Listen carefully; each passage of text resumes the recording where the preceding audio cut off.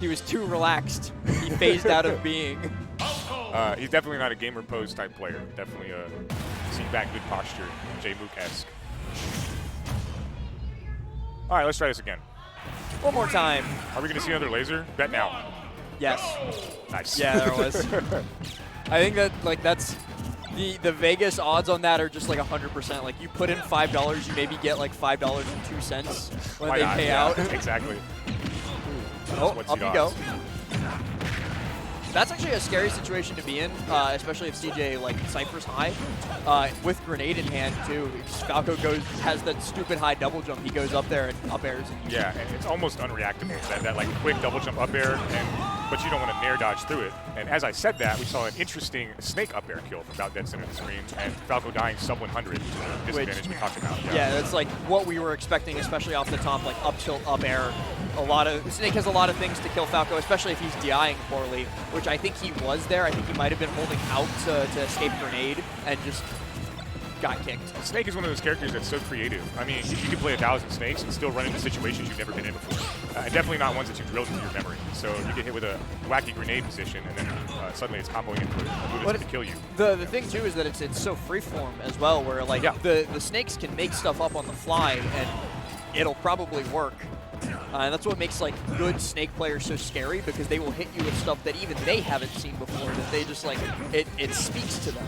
Artistry, yeah. And you saw that DIing away from the platform from CJFrozen there to deny him the reset. That's the matchup experience we talked about. But a little bit of matchup inexperience as Queso loses track of the C4 and dies for it. Wiped off the map in a way, yeah. I like the double roll there from CJ. He realizes the grenade had been reflected, but Queso is actually paying attention to it, so he's ready to poke him with the F-tilt. I think this is a challenge that people who struggle with Snake run into a lot, where you go down in percent, and you feel like you need to make that back up quickly, and so you hold forward, and then you take 1,000,000,000% on your next one. You just start great defensive options. Yeah. I was about to say, just start shooting lasers at him. Exactly. Stay the hell away. Pick your moments. Be judicious, yeah. So that was a dangerous spot dodge there. I think maybe we're going to see a good DI on that to not get bared, though. Oh, he expected the roll through. Right in front of him, yeah. And eventually. If I'm thinking quick adjustments as Queso, it's definitely keep track of the C4 and have a wide berth. Yeah, I mean, that one wasn't even him losing track of it. That one was more so like he committed too hard and then had no escape option when CJ went, oh, like you whiffed, here's the C4. Exactly, yeah. And for Snake in that position, no commitment for Snake just throwing out the C4 there. So yeah, he, like, bye, CJ. You can't put yeah, goodbye. It's read wipe. You don't want to put yourself in positions where your opponent has an option that if it works, it kills you, and if it doesn't work, who cares? Like, yeah, like that's the high reward, no risk options are stuff that you never want to give to people, especially people like CJ, because he's like, oh, thank you. I appreciate it. Early Falco combo, CJ gets out. And that, honestly, I've seen Queso grab people in that scenario and put them at like 80.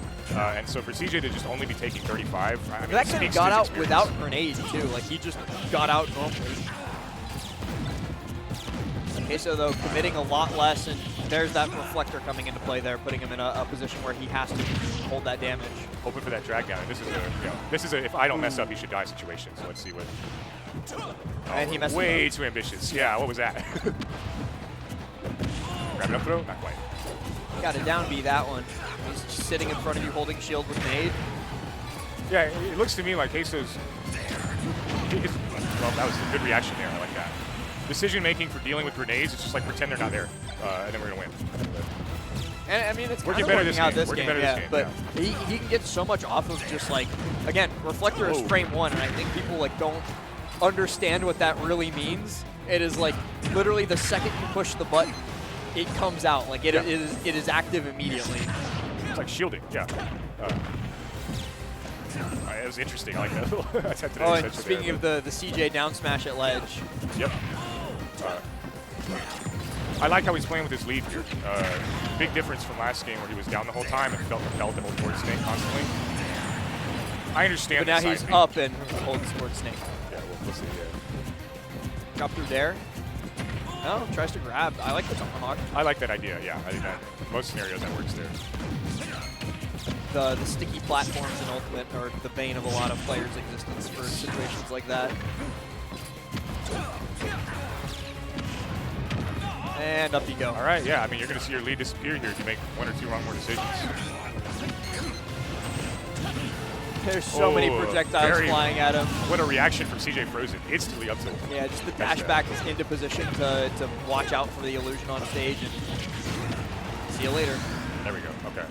That's one of those where you hit that and you're like, please kill. Please kill. I know it's right there, but... I'm actually seeing a stunning lack of offstage from CJ. It's all ledge trapping all the time, which is fine. But against like a character like I was talking about earlier, as predictable as Falco, just go kill him. Go back arrow. I like the grenade approach movement, and catching him committing what way we too hard. talked about with that. Oh, here we go. This could be a lot. We'll see. Yeah, it's a solid position, and now he's in a great position. Ooh, a strong hit would have been really dangerous, but then. He didn't even detonate that. That was just the. I think he did. I heard it there.